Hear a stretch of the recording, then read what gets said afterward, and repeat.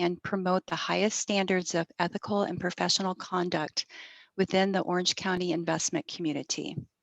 And what our strategic objectives really flow from that. So as I mentioned, the board establishing a clear focus, being accountable for producing results, and developing a repeatable board recruitment strategy. We took the opportunity this year to strengthen our recruitment strategy for the board, and as we were in kind of more of the lockdown situation, really looked at our organizational and admin support and really worked through the year to strengthen that and provide a good foundation. The next strategic objective is to increase member engagement. So with that, I'd like to just review the metrics on our membership sign up. So as you can see for this year, 2021, our membership is in line with the last year. The new members are lower, and that's really due to pandemic that people were not able to take the exam and meet all the metrics for membership. So we expect moving to a more normal environment that will normalize as well. And also membership is open now if you've gotten your email from the Institute. Not surprisingly, if you look at this slide, it gives an idea of the breakdown of member occupation of our different members. So as you'd expect, investment related, portfolio manager, investment analysts, advisors, and so on. Our membership is made up of 96% charter holders and then 4% of people who don't have a charter. Moving on, we're going to go to our financial update, and my screen, I'm not able to see part of it here. Oops, but sorry. We are in a good position financially. We have good operating cash and cash reserves. Some of the highlights for the year are we established a $5,000 annual donation to the CFAOC Foundation to reinstate scholarship awards. The investment committee revised the investment objectives of the reserves to bolster long-term returns. And we have continued support from the Institute for our operational funding. And as you all know, the pandemic has affected us all in different ways, and it has affected the Institute as far as test taking and so forth. But we do expect to have continued operational funding from the Institute going forward. It may look a little different, but we still will have continued support. This slide basically has a consolidated budget line items versus our actual expenses year to date. And as you can see, our income is reduced as to what we budgeted, and that was primarily due to reduced sponsorships. We had less programming, less sponsors, so that makes sense. If you look at our expenses, that's where the really big, huge difference is, mainly due to reduced programming, where we would get revenue through, or excuse me, have expenses through programming. We had very little, well, we had a lot of programming, but it was a lot of virtual, and there was not the expense associated with that. So big reduction in expenses, and we do, as we move forward into a more normalized environment, expect that to become normalized as well. The other expenses, as you can see that we laid out here, our administrative support, we're a little lower than budget year to date. Programming, again, lowered, and PR and awareness has just been reduced due to pandemic. So we do, and again, we do expect that to become normalized as we move forward. Moving on, another one of our Our strategic objectives, the third is to increase community outreach. So a lot of that happens through our educational effort and our programming. So I wanted to just like give a shout out to everyone that was involved with the educational program this year, and say great job to the people on our board, Chad, Fidel, and Paisley, to manage to really keep things going for the most part through pandemic and switch to a virtual environment. Um, we have the outline here on the RFP competition, the Student Managed Investment Fund. Cal Poly Pomona placed first. And as you can see, Cal State Long Beach, Fullerton, and Chapman. And it's just a testament to our adaptability as a board to just keep these programs moving even virtually. So very good job. The next highlight here is the CFA Institute, the Investment Research Challenge. Again, great job in keeping it going during a virtual environment. The first place, congratulations to Chapman University. And as you can see, Cal Poly Pomona and UC placed second and UC Riverside third. We did have great participation this year with Cal Baptist, Cal State Long Beach, and University of Laverne. So that was a great programming, and good job to Chapman. Some of the programs were paused due to pandemic. Host a Student was paused. University visits were curtailed, although there were some volunteers that did virtual sessions. And scholarships that are available are the Kaplan Schweizer Study Package Scholarship and the CFA Institute Access Scholarships. And if anybody needs more information on that, they can reach out to any of us on the board for additional information. Last but not least, we'd like to just give a quick review of our programs that we had during the year and kind of what to look forward to moving forward. We did host a virtual wealth and asset management series in the late fall and had some great speakers that participated individually, Jay Jacobs, Libby Cantrell, and Catherine Roy. And in December, we had a kind of a capstone expert panel where all 4 speakers came back together, and that was hosted by our programs chair, Ben Phillips. It was very well attended, and we're hoping, we're talking about next spring having a live event. So of course, everything's tentative depending on our COVID environment. A very special event happened earlier this year.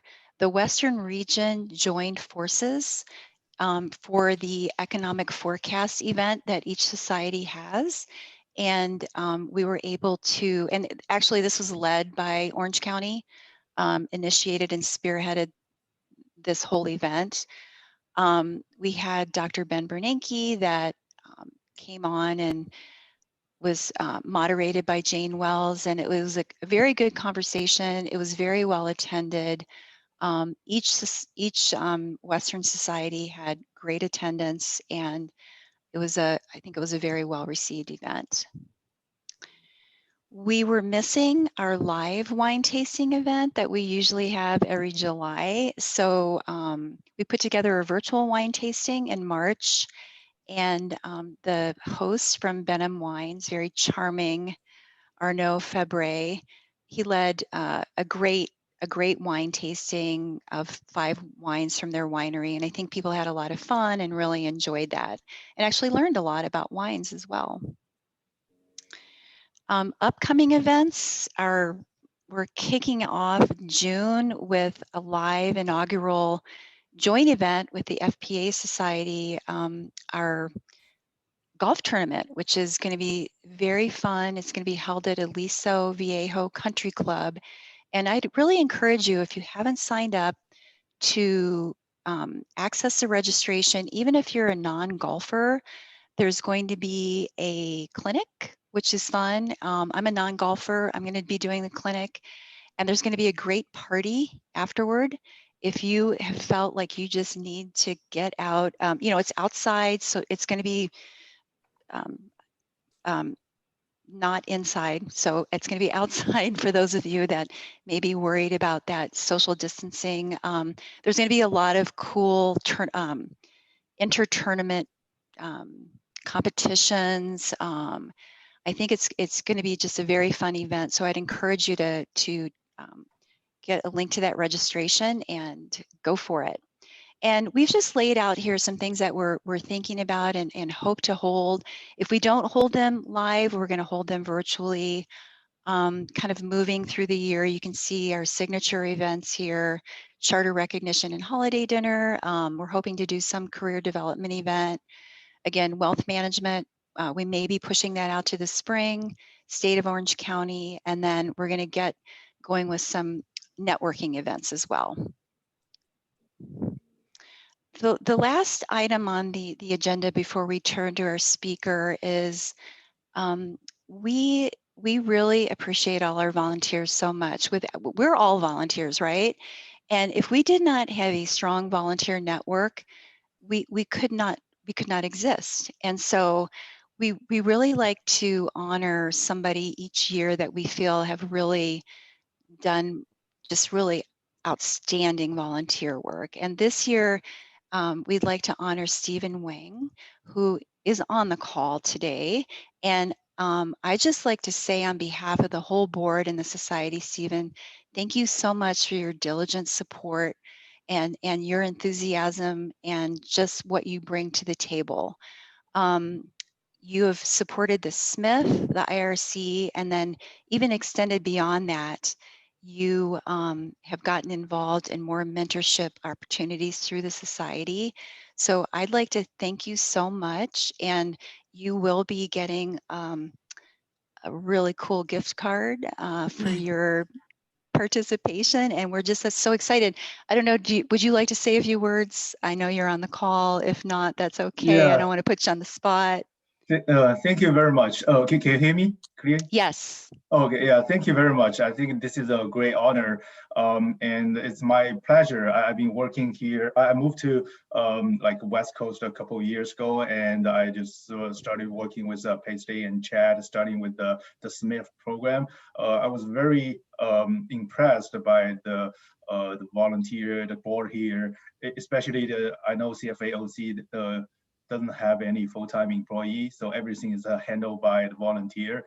It's very impressive, and I also enjoy working with all the volunteer here, like Paisley, Chad, and a lot of other people from the Smith program.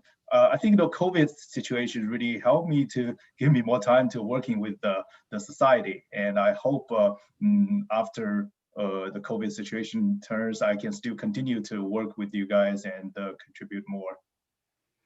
That's great. Thank you so much, Stephen. We really appreciate everything that you do. And I'm glad that you found some kind of positive thing to do during COVID. That's great. And we look forward to working with you more. Yeah, thank you so much. Thank you. And I'm glad you were here today too, so that we could thank you in person, or as much in person as we could. Thank you. With that, I would like to hand the floor over to Allison Shiraldi, and I'm going to stop sharing my screen. We're going to welcome our guest speakers. So I'm going to stop sharing my screen, and there we go. Okay, thank you, Mary, and congratulations again, Stephen. So I'm Allison Shiraldi. I am a member of the board and a career chair for CFA OC. And I'm really delighted to introduce our discussion today, which we've titled The Outlook for the Asset Management Industry. So as we all know, the global asset management industry is experiencing unprecedented change right now. And for those of us who work in the space, we're seeing it every day. Lots of challenges and complexities related to fee pressures, consolidation, technological disruption, regulation, and the list goes on. So today we are joined by Scott Gakowski, hopefully I pronounced his name correctly, and Amanda Walters from Deloitte's Casey Quirk's practice. So they're going to share with us their fresh ideas, research, and perspectives that really outline today's industry dynamics that are reshaping the industry we all work in. So Scott is a senior manager and leads project engagements for traditional and private market managers. on product development strategy and M&A. He also oversees Casey Quirk's performance intelligence and alternative investment manager benchmarking services and thought leadership. Amanda Walters is a principal and member of Deloitte's investment management and real estate leadership team. So she works with their clients across a number of complex strategy engagements. And she also advises management teams on potential M&A activity and provides support for integration planning. So I will turn it to both Scott and Amanda for their presentation. If you do have questions, feel free to put them in the chat box.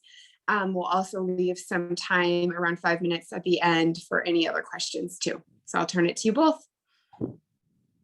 Great.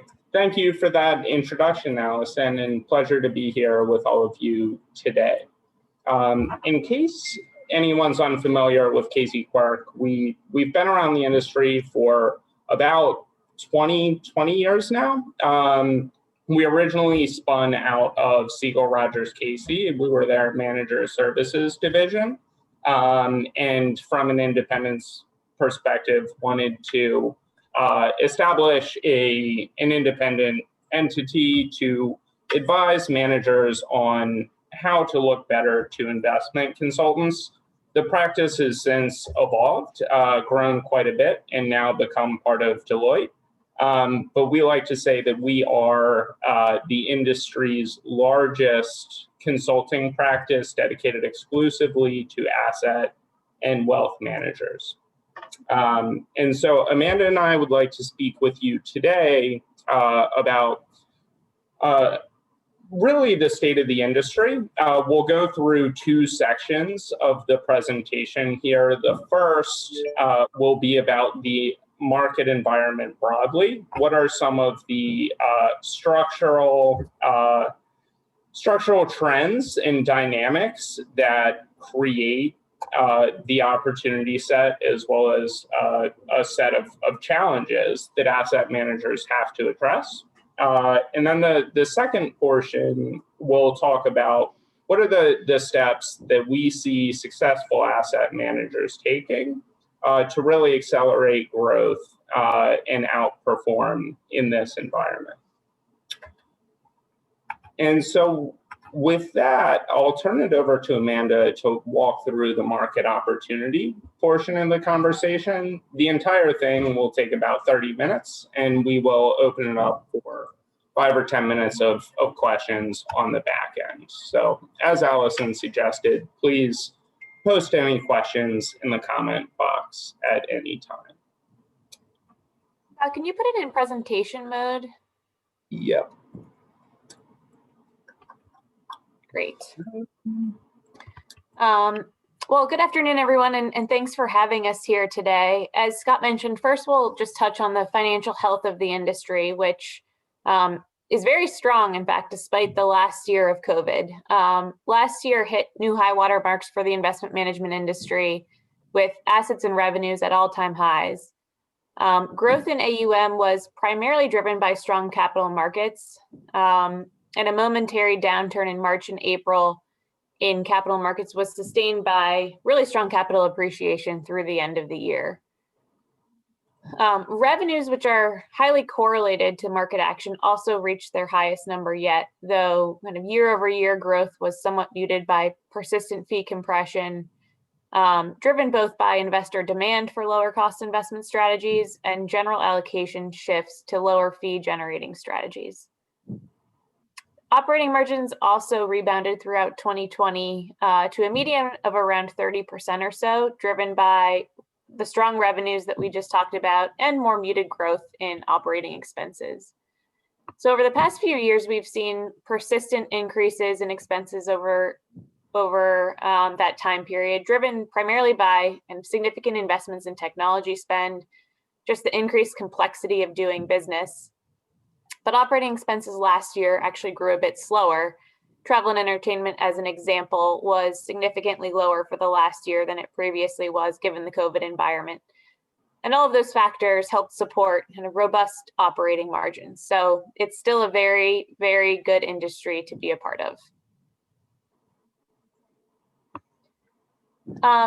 If you look to the next slide, Scott, when we look at the overall flow environment of the past year or so, despite an initial shock of outflow in Q1 of 2020, net flows quickly rebounded in Q2 and Sorry about that. technical difficulties. Yeah.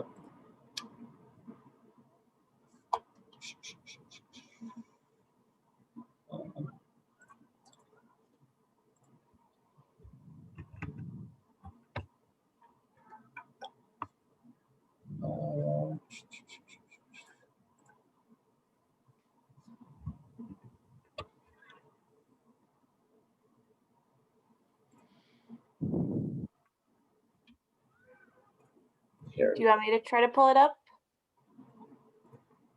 No. Is this better? There we go. Yep. Perfect. So despite the initial shock that we saw in Q1 of 2020, net flows quickly rebounded in Q2, Q3, and Q4 across all vehicle types, ETFs, mutual funds, SMAs, and pooled and commingled funds. Net inflows by quarter were primarily driven by domestic fixed income, money markets, global fixed income, and passive strategies. Based on some of the initial work that we've done, also looking at kind of Q1 results for this year, the positive net new flow story is continuing into this year. The crisis also created an interesting opportunity for asset managers to differentiate on performance. So while we've seen a relatively steady median excess return figure over the last 5 years, hovering around that 0% or so, Q1 2020 created an opportunity for active managers to significantly outperform, while others on the downside did face declines in performance in the bottom quartile of excess returns. Looking to the future, there are a number of trends across asset class, geography, and channel that are worth calling out, and many of these have been the same or been relatively steady over the past few years. I think first, from an asset class perspective, private markets solutions, multi-asset class solutions, and hedge funds account for a significant amount of future revenue growth when we look out over the next 5 years and our demand projections on where that growth will come from. Traditional equity and fixed income strategies will continue to grow from a revenue standpoint, though at a lower rate. And passive strategies will remain somewhat steady from an overall allocation standpoint, but their revenue growth will continue to tick up over time.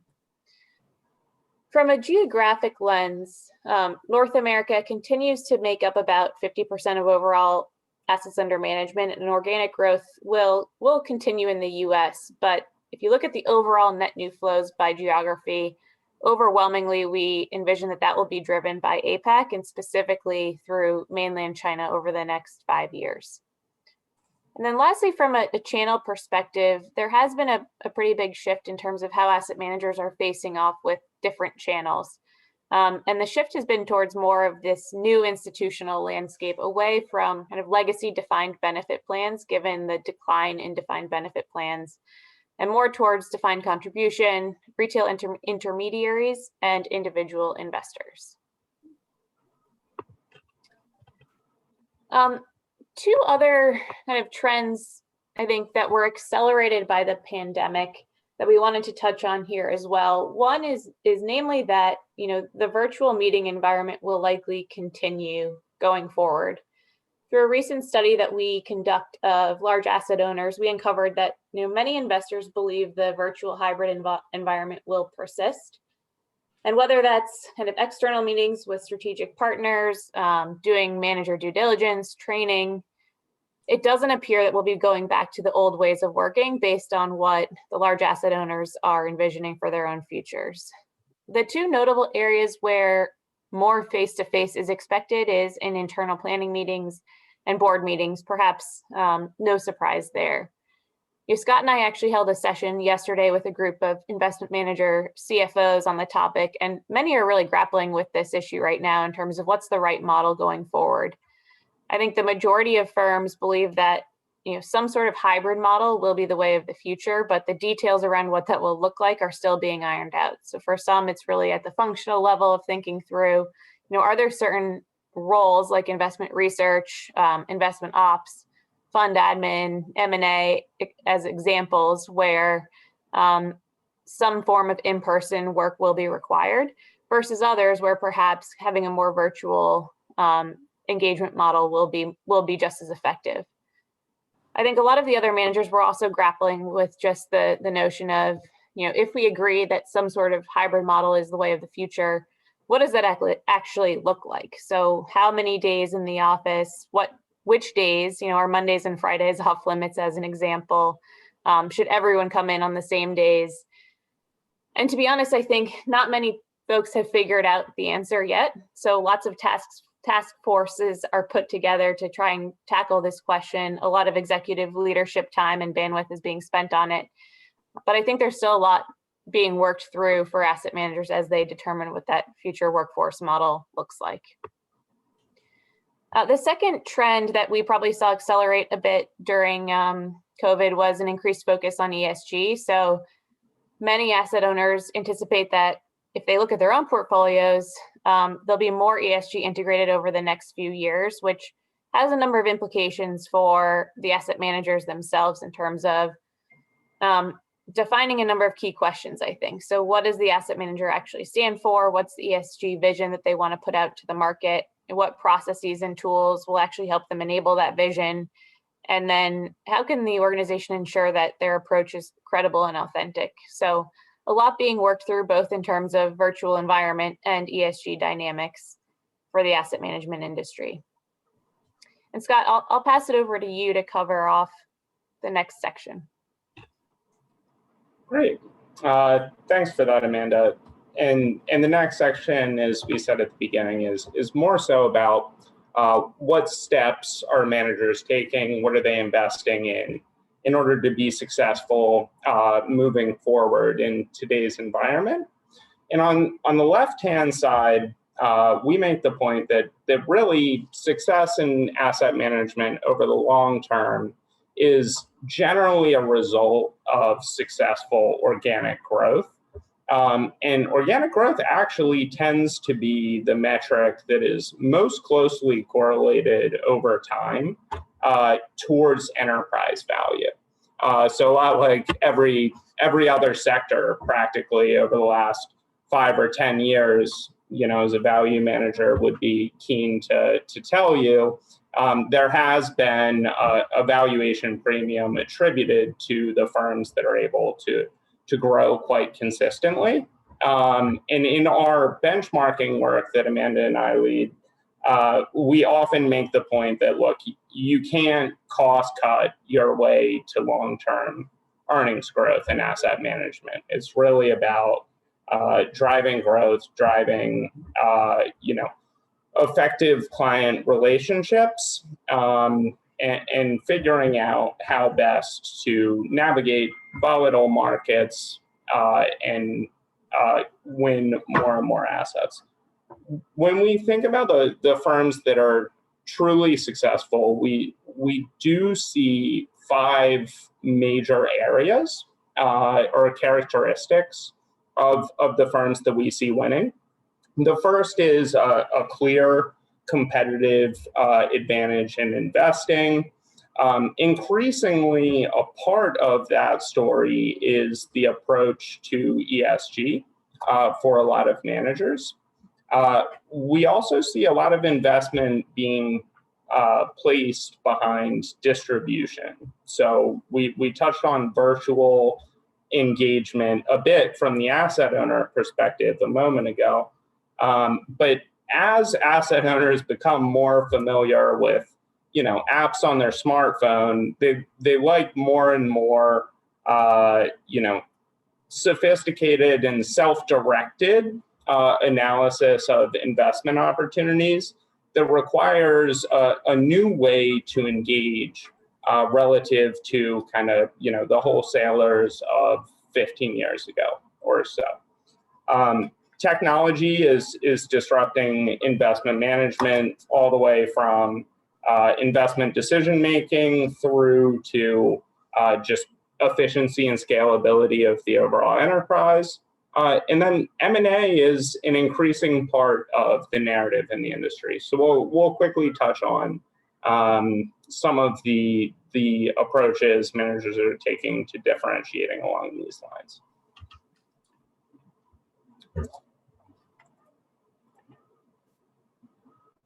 So the first and probably most fundamental, most important characteristic of a successful manager is a really robust investment value proposition. And the exhibit that we have on the left-hand side of the page here actually comes out of a paper that we wrote on reinventing active equity, where we did an analysis of really long-term performance of various asset managers, looked how that translated to growth.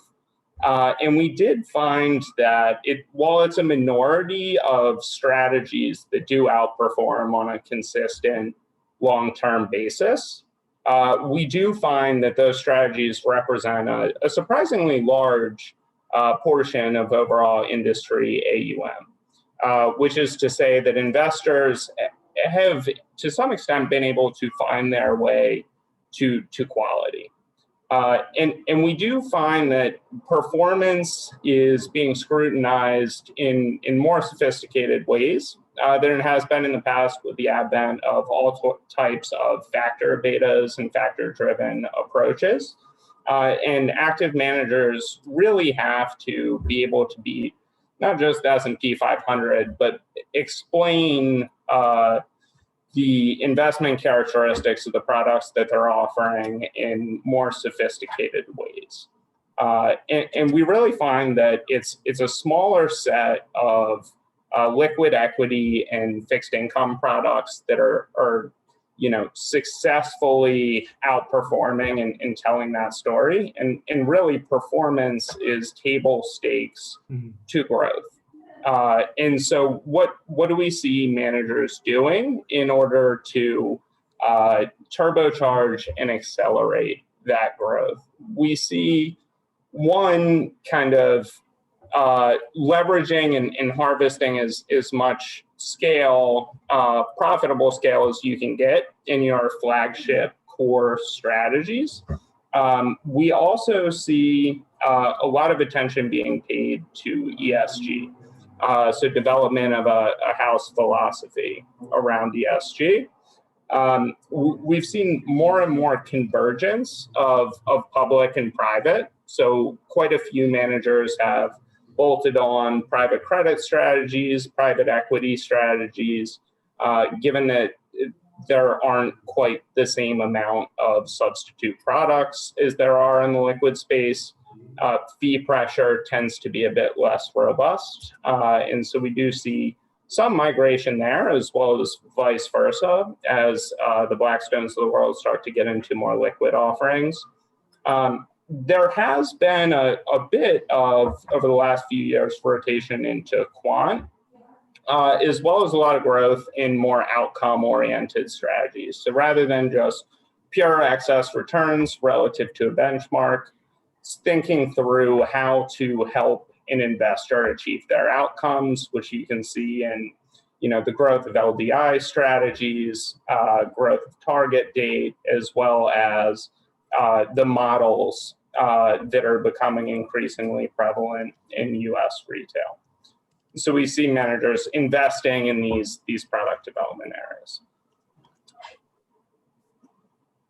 Sustainable investing is a particularly interesting area because there's a few different ways to play it. I think there's very clear demand tailwinds, but managers have to make decisions around what is their approach to ESG or sustainability across the entire platform. So to what extent are ESG frameworks and processes going to be adopted across all investment teams? And how can you authentically tell a credible story to the marketplace around what you believe and how you apply that through your investment process?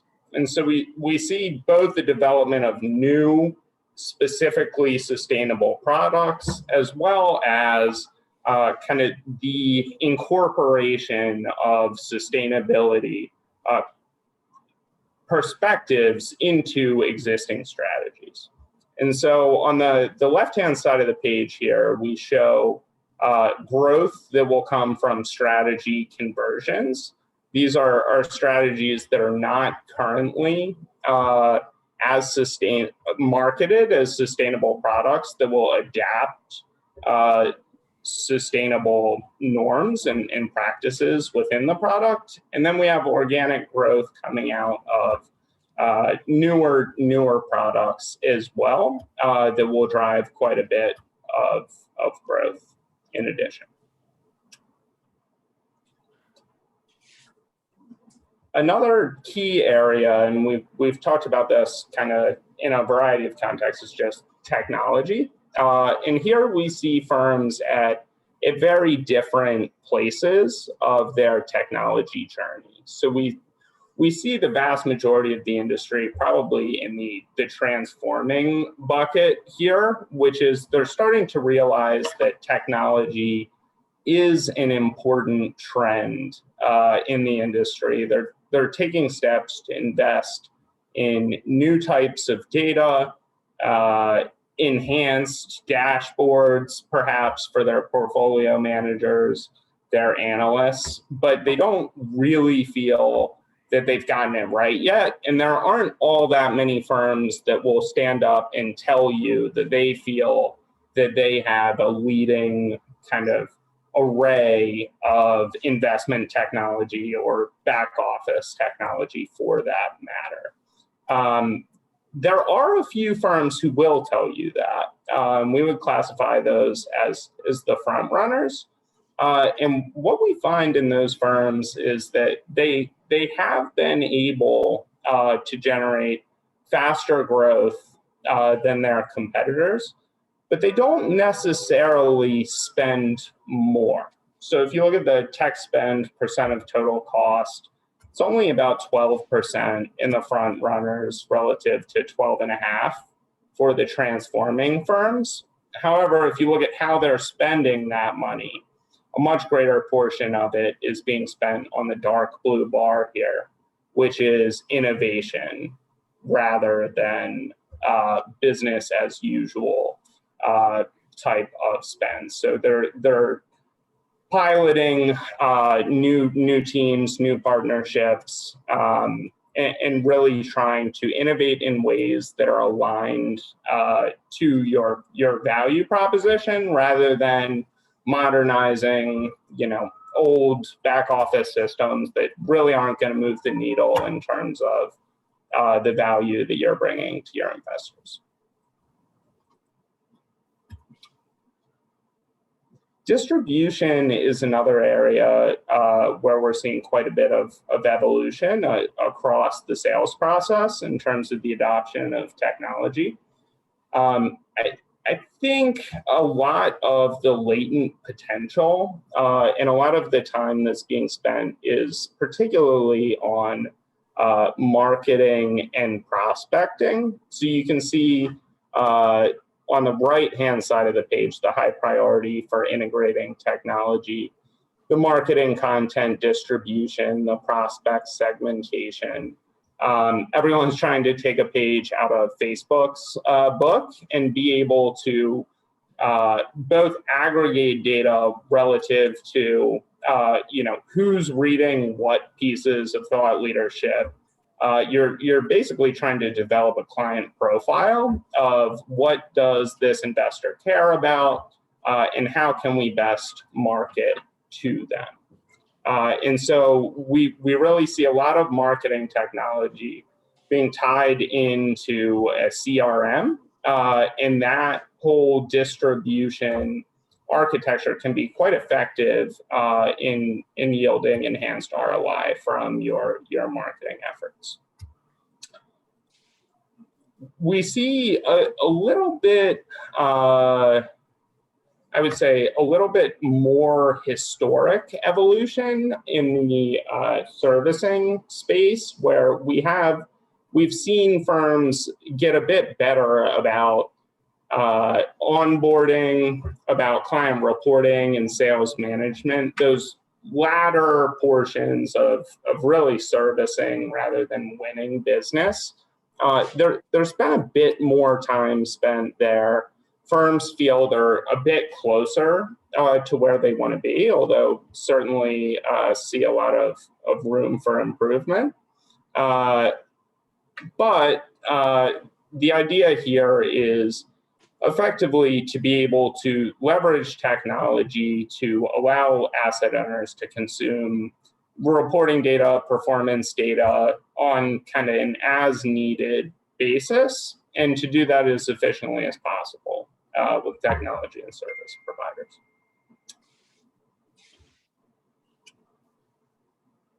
And then lastly, it's hard to talk about the industry these days sometimes without talking about M&A and some of the larger deals that have happened. As we talk about the increasing challenges garnering inflows into traditional active strategies, where really it's the cream of the crop that's able to continue to grow at a fast pace, and there's a large portion of products that are less competitive in the industry. That creates one catalyst for this. When you talk about all of the growth opportunities that we mentioned in private markets and ESG and technology, that creates a catalyst to buy. And it also creates a need for investment that some firms view as important just from a scale perspective. So being large enough to make the investments that you want to make in developing market-leading technology, the infrastructure, et cetera. And I think we would say that we've seen quite a bit of M&A activity across all four of the fronts that we provide here on the page. So internal business unit integration, this you think of as some of the multi-affiliates in the industry taking a look at all of their holdings and realizing that, okay, we have 12 asset management subsidiaries. They all have fairly consistent, or they have complementary return profiles. Can we get leverage out of a centralized distribution force? Can we start to create scale benefits by leveraging service providers or a common operating platform across those? And are there investment benefits, whether it's deal sourcing on the private market side, or whether it's kind of creating decision support for PMs, perhaps? You know, what support can we provide from the center that we can scale across? That's one area where we've seen quite a bit of movement in the multi-affiliates, as well as, I would say, in bank and insurance-owned companies. Bolt-ons, this is really about growth. I think we've seen a good bit of investment here as well. This is the classic example of kind of filling gaps in your product roster or in your distribution market presence through acquisition. And then the third category, there's probably fewer examples, so scale-oriented. You might say Janus Henderson, you could say Aberdeen Standard Life. This is really the idea that we want to be one of the larger players in the industry in order to both realize economies of scale and often have a broader and more diverse array of return profiles to offer to their investors, and be able to draw on the diversity of those components to create multi-asset solutions for pension clients as well as individuals. So scale for scale's sake. And then the last is transformative M&A. which is more vertical integration. The Amundi deal a few years back, which comes kind of packaged with structural distribution, for example. The Athene merger with Apollo, we would put in this category where it's really kind of reshaping the traditional asset management to intermediary to end investor relationship. And so we touched on a lot of different topics there at a fairly high level. Happy to go deep in any of the areas that were raised, but would be great to get any questions from the group. If nobody is willing to offer the first question, I would love to. And for those of us who are on the line that are in more of a distribution role, very curious kind of what your perceptions are of how you mentioned that we're likely to go towards a more virtual world going forward. So what are how will distribution roles evolve aligned with that expectation?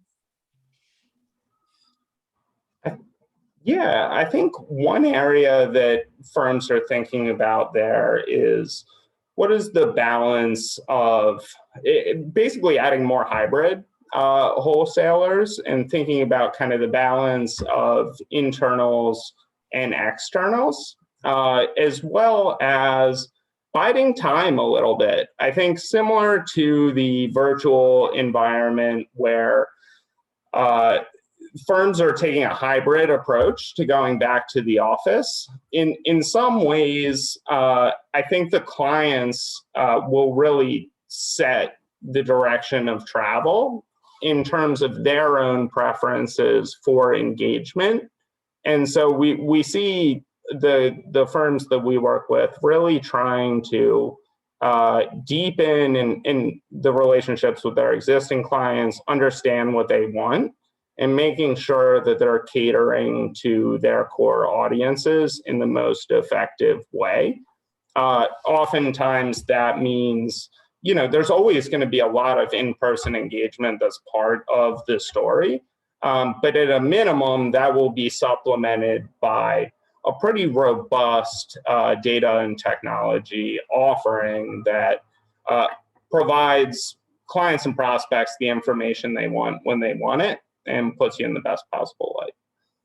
Yeah, I would just add two quick things on that. I think we actually saw kind of productivity of distribution professionals this past year skyrocket. And so for the most part, it challenged the notion that you actually have to be in person to make significant sales. And so I think a lot of firms are just grappling with what's the right number of days that you have to be in person versus how much you can do from a more virtual or mobile environment. And I'm not sure there's a clear answer yet on that, but I do agree with Scott that it will be much more of a hybrid than kind of fully pushing back everyone into the field, particularly on the retail side. I think the second point I'd add is it's also calling into question just what is the right virtual engagement model. So, we're on a Zoom today. I don't know about you guys, but Scott and I are on back-to-back Zooms all day long, which can get somewhat exhausting and fatiguing. And I think clients are starting to feel that way too. So a lot of asset managers are now asking the question of, is there a different way to engage virtually beyond just kind of these interactions over Zoom or Teams or WebEx, and trying to get creative on one example I've heard for example was a salesperson actually kind of riding on a Peloton class with one of their clients and then meeting up afterwards for virtual coffee. So trying to get creative in the ways that those relationships are built, if you can't do it in person through either a meeting or lunch or dinner. Hopefully they let their client win. No, that makes a lot of sense. Definitely resonates with I'm sure the group when we think about being back to back and how efficient we can be when we're not on planes and trains and automobiles to reach our clients in remote locations. So I appreciate that a lot. I want to make sure others have a chance to ask a question. Yeah, hi, this is Mary. I do have a question. I was interested in the area of adopters of technology And I was just wondering if you could kind of talk about who are the leaders in adopting technology to support investment decision making, and what types of investments are they making? It's a really good question. And as I said, there aren't too many firms who will be too public about it. I think there are a few notable more quantitative and technology focused hedge funds that I would point to is kind of the 0.72s Rentex of the world that tend to be particularly strong on this. And I think we see them investing in a number of areas. One is kind of alternative data, so new types of data that perhaps they haven't been looking at in the past that they can bake in to their investment process and have an edge just because they have information that others don't have.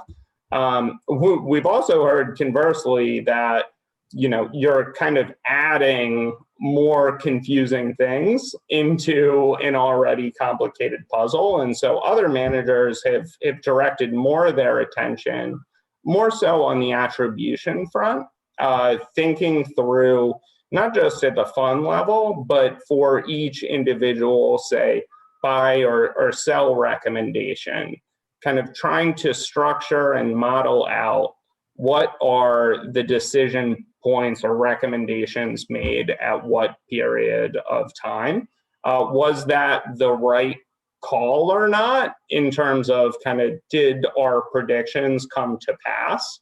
And if not, kind of what was the reason that we were unsuccessful in trying to look into oftentimes even things like behavioral biases in the way that the PMs think. That will be unveiled through some of these technologies and decision support areas.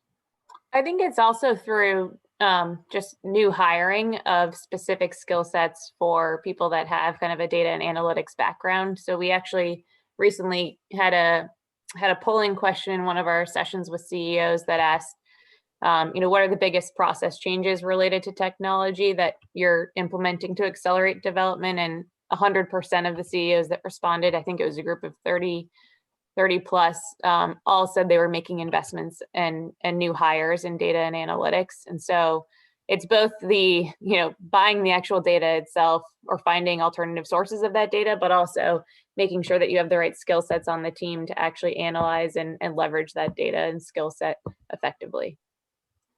Yep.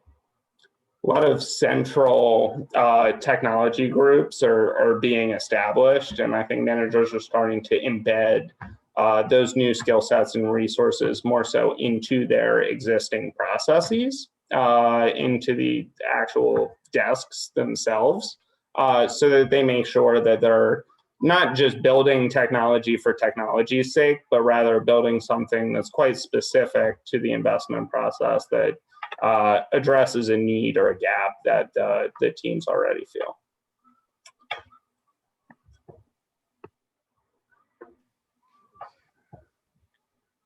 Hi, this is Barry. Just wanted to ask a couple of kind of structure vehicle related questions.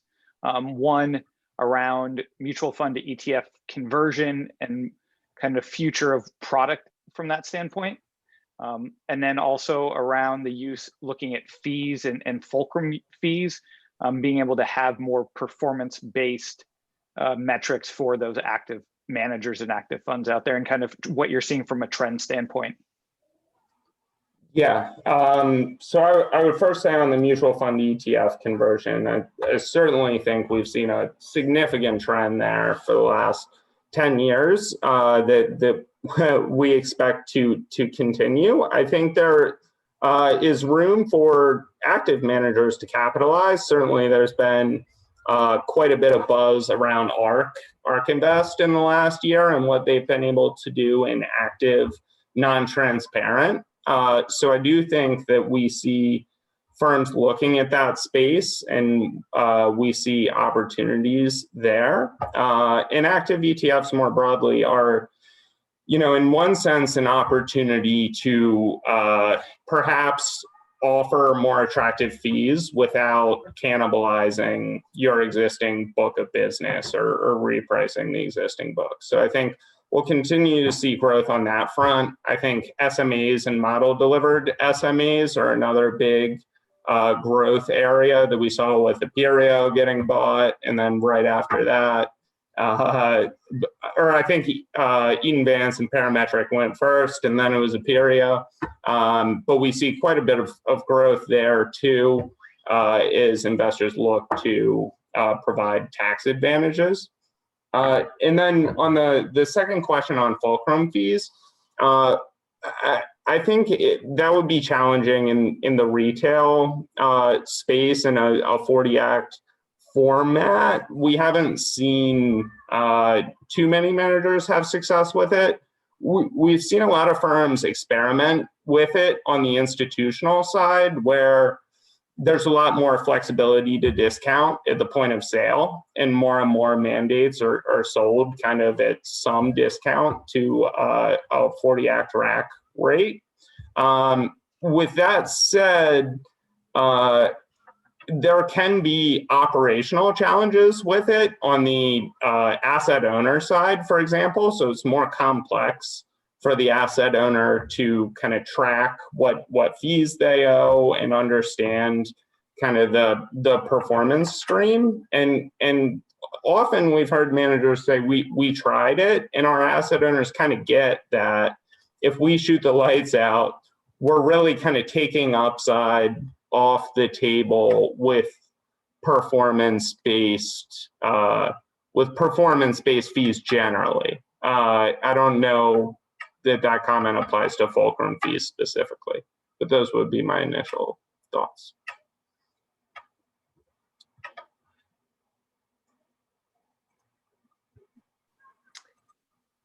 Any final questions?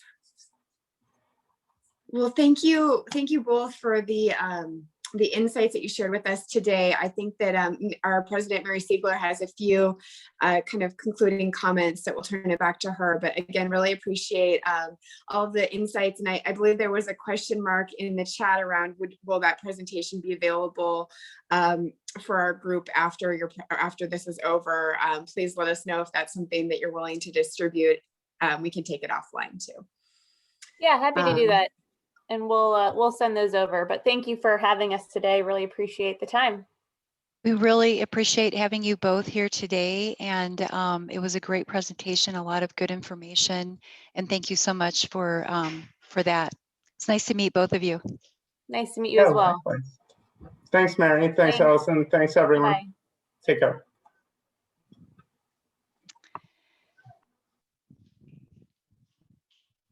Great. That was great. Thank you for putting that together, Allison. That was really informative. I think we all got a lot out of that. Before we move to reaching adjournment of our annual member meeting, I'd like to open it up now if there are any questions that any of our members have before announcing also the outcome of the vote. Does anyone have any questions or things on their mind?